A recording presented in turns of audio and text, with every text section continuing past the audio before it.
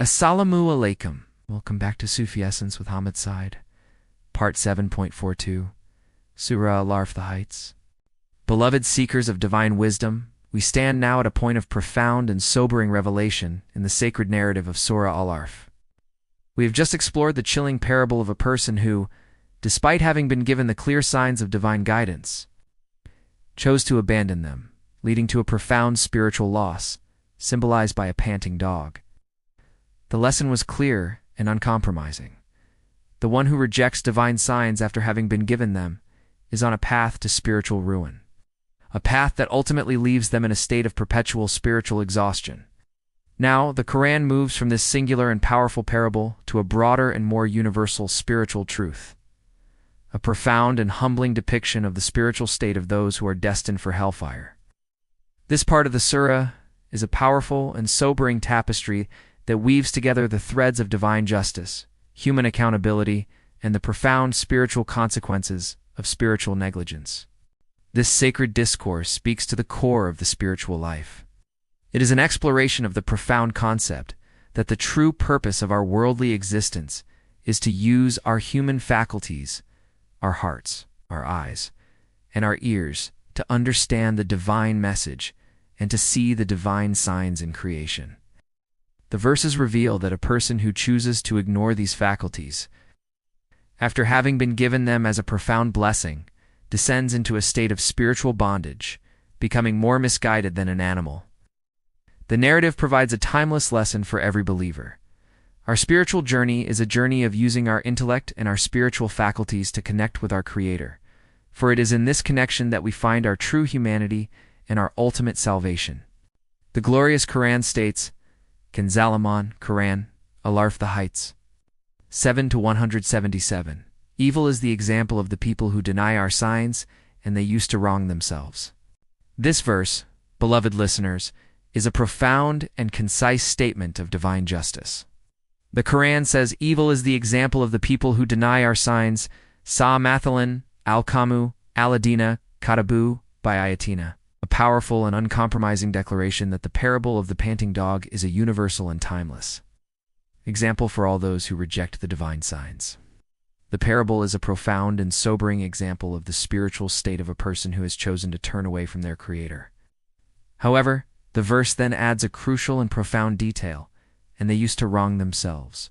Wakanu and Fusaham Yazlaman. This is a profound and beautiful spiritual truth. The people who deny the divine signs are not harming Allah in any way. They are only harming their own souls. Their disobedience is a form of self-inflicted harm, a spiritual wound that they inflict upon their own hearts. This is a timeless lesson for all of us. Our spiritual journey is our own, and our choices will determine our ultimate fate. The Prophet, peace be upon him, taught about the consequences of neglecting the divine guidance. It is narrated in Sahih al-Bukhari Hadith, number 1358. That the Prophet, peace be upon him, said, "Every child is born upon the fitra innate nature, but his parents make him a Jew, a Christian, or a Magian." Beautifully illustrates the truth of the covenant of Alast. Every human being is born with a clean and pure heart that is inclined toward its Creator. The worldly influences are what corrupt this innate nature, and a person who chooses to reject the divine signs is willingly allowing their innate nature to be corrupted. Kanzul Iman, Quran, Al-A'raf, the Heights, 7-178. Whoever Allah guides, he is the rightly guided, and whoever he sends astray is those who are the losers.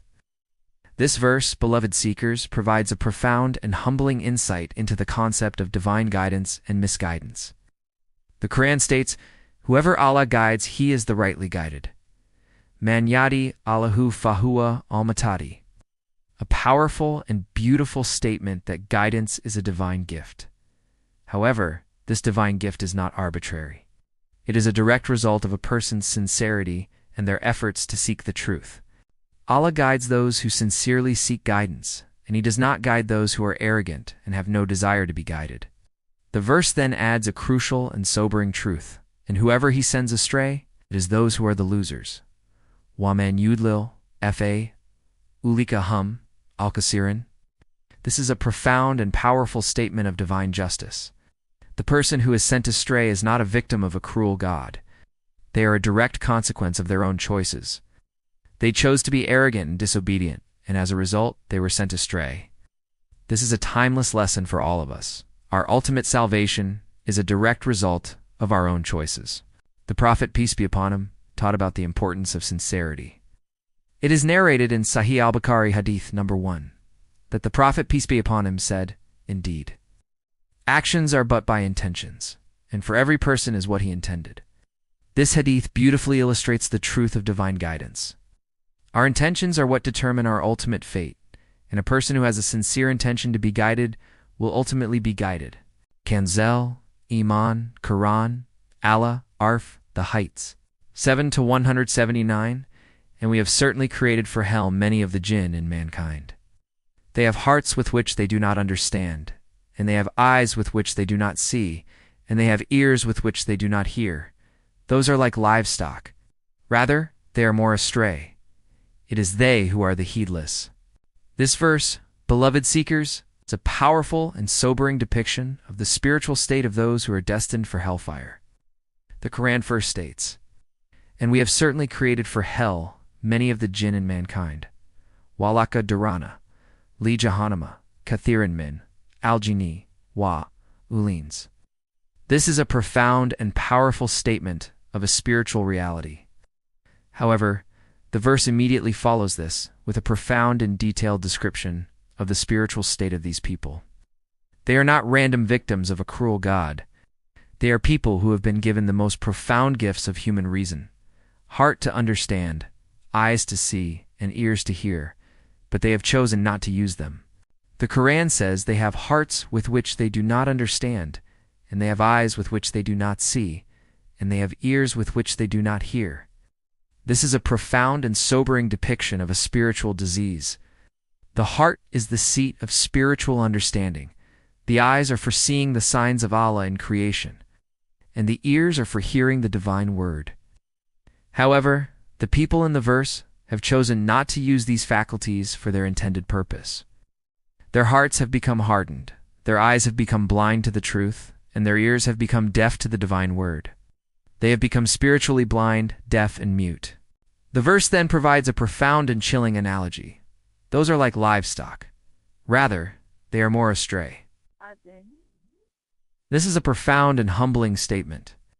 A cow or a sheep, guided by its instincts, lives a life that is in accordance with its nature. However, a human being has been given reason and a spiritual heart. And when they choose to ignore these gifts, they are more misguided than an animal. An animal in its natural state is in a state of submission to its creator, while a human being in a state of spiritual negligence is in a state of profound rebellion against its creator. The verse concludes with a profound spiritual truth. It is they who are the heedless. Olika hum olgafilon is the word heedless. Olgafilon is a powerful and profound word. It signifies a state of spiritual forgetfulness, a state where a person has forgotten their ultimate purpose and their ultimate reality. They are not just ignorant.